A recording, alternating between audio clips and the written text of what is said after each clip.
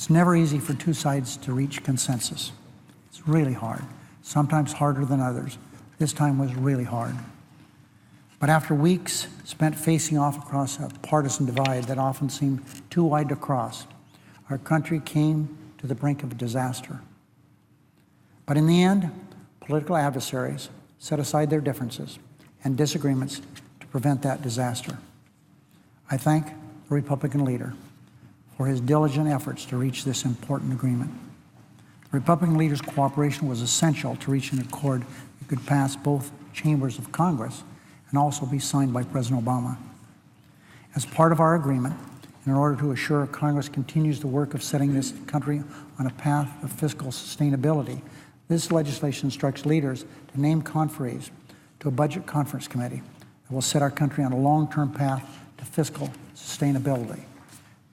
Madam President, I know that some say that's going to be hard, but what we do is hard here, and this is really hard, but I think we can get it done.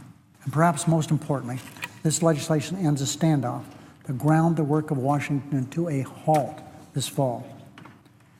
Madam President, this is not a time for pointing fingers of blame.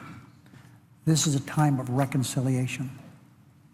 I look forward to working with my colleagues on both sides of this great Capitol to pass this remarkable agreement which will protect the long-term health of our economy and avert a default on our nation's debt and allow us to set a foundation for economic expansion.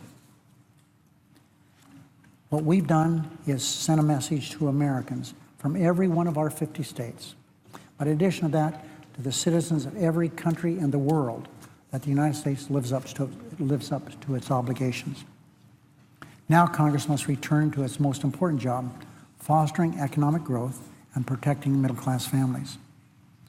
I appreciate through all this the steady hand of President Obama who helped guide us to this conclusion. I'm optimistic that the spirit of compromise that has taken root in the Senate over the last 2 days will endure.